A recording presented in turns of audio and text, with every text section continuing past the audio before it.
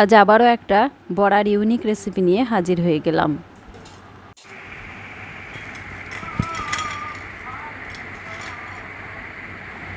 ঘরে থাকা সামান্য কিছু উপকরণ দিয়ে এত সুন্দর একটা রেসিপি বানানো যায়, না খেলে কিন্তু বিশ্বাসই হবে না। আজ পাকা কাঁঠাল দিয়ে কিভাবে বড়া বানানো যায় সেটাই দেখাচ্ছি। আর তার জন্য আমি এখানে 8-10টি কাঁঠালের রোয়া নিয়েছি। রোয়ার ভিতর থেকে কাঁঠালের আঁটি বা বীজটা বার করে নিতে হবে। আর বীজের সাথে পাতলা একটা পর্দা লেগে থাকে, এটাও ফেলে দিতে হবে। কাঁঠালের এই বীজগুলো কিন্তু ফেলে না দিয়ে ফ্রাই করে খাওয়া যায়, আবার রান্না করেও খাওয়া যায়। রোয়ার উপরের এই রকম সরু সরু অংশ থাকে, এগুলো ফেলে দিতে হবে। কাঁঠালের বীজ আর বীজের পর্দাটা ফেলে দিয়ে রোয়াগুলো পরিষ্কার করে নিতে হবে। পরিষ্কার করা হয়ে গেলে মিক্সিতে ব্লেন্ড করে নেব। কাঁঠালের রোয়া যেহেতু খুবই রসালো, তাই জল না দিলেও হবে, তবে প্রয়োজনে অল্প করে একটু জল দিতে পারেন। আমার ব্লেন্ড করা হয়ে গেছে, এখন একটা ছাঁকনা দিয়ে ছেঁকে নিতে হবে। তবে খুব ভালো করে ব্লেন্ড করে নিলে আর না ছাঁকলেও হয়।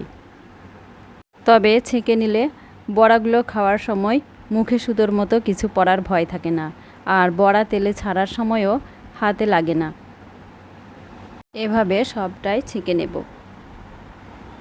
সবটা ছেঁকে নেওয়া হয়ে গেলে কাঁঠালের পাল্পের সাথে দিয়ে দেব ছোট চা চামচের 1 চামচ লবণ আর হাফ কাপ চিনি। এখন একটা চামচ দিয়ে লবণ আর চিনিটা ভালো করে মিশিয়ে নিতে হবে।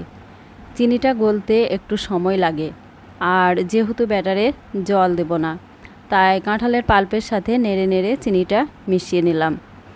আর যদি হাতে সময় কম থাকে তাহলে এখানে গুঁড়ো চিনিও ইউজ করতে পারেন, খুব তাড়াতাড়ি মিশে যায়। এখন দিয়ে দিয়েছি চালের গুঁড়ো। চালের গুঁড়ো দিয়েও নাড়াচাড়া করে মিশিয়ে নিতে হবে। কাঁঠালের পাল্পের সাথে চালের গুঁড়ো মিশিয়ে একটা ব্যাটার বানিয়ে নিচ্ছি। এর সাথে কিন্তু একটুও জল ব্যবহার করব না।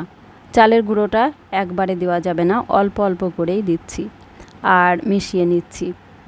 আমি এখানে টোটাল 1.5 কাপ চালের গুঁড়ো ইউজ করব। চালের গুঁড়োর পরিবর্তে ময়দা দিয়ে বড়াগুলো ভেজে নিতে পারেন, তবে চালের গুঁড়ো দিয়ে বড়াগুলো ভাজলে বেশি মুচমুচে হয়। সবটুকু চালের গুঁড়ো দেওয়া হয়ে গেছে, এখন আবারও ভালো করে মিশিয়ে নিচ্ছি। এটা তালের বড়া বা কলার বড়ার মতো বেশ ঘন হবে। মেশানো হয়ে গেছে, এখন সাইডে রেখে দেব। আর একটা প্যানে অল্প একটু সাদা তিল নিয়েছি, মিডিয়াম হিটে একটু ফ্রাই করে নেব। তবে বেশি ফ্রাই কিন্তু করা যাবে না, জাস্ট একটু কালারটা চেঞ্জ হয়ে এসছে, নামিয়ে ঠান্ডা করে নেব। তিলটা একটা প্লেটে ঢেলে নিলাম, আর গরম প্যানে বড়াগুলো ভাজার জন্য সাদা তেল দিয়ে দিয়েছি। এখন ভেজে রাখা তিলটাও ভালো করে মিশিয়ে নেব। এই তিলটা দেওয়ার ফলে বড়াগুলো খেতে কিন্তু ভীষণ টেস্টি হয়। তেল গরম হয়ে গেছে, এখন অল্প অল্প করে ব্যাটার নিয়ে তেলে ছেড়ে দেব। এই তিলটা প্যানে গরম করে নিলাম, এটা না করলেও কিন্তু হতো, কারণ এটা তেলে ভাজা হবে। যাদের বাড়িতে কোনো কিছু রোদে দেওয়ার সমস্যা অথবা কাজের সূত্রে সারাদিন বাইরে থাকেন, এইভাবে লো হিটে জাস্ট একটু গরম করে নেবেন। বর্ষাকালেও কিন্তু প্রতিটা জিনিসই ভালো থাকবে।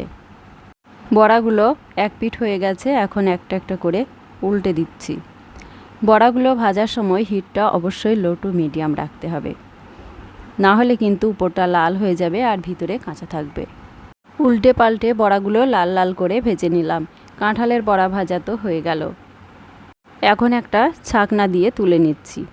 দেখুন বড়াগুলো কত সুন্দর লাগছে। দেখতে যেমন ভালো হয়েছে, খেতেও কিন্তু ভীষণই ভালো হয়েছে।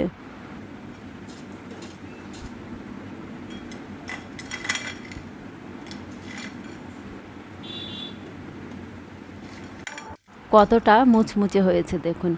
রেসিপিটা ভালো লাগলে চ্যানেলটা সাবস্ক্রাইব করে পাশে থাকার অনুরোধ রইল। খুব তাড়াতাড়ি দেখা হচ্ছে অন্য কোনো রেসিপি নিয়ে। টাটা।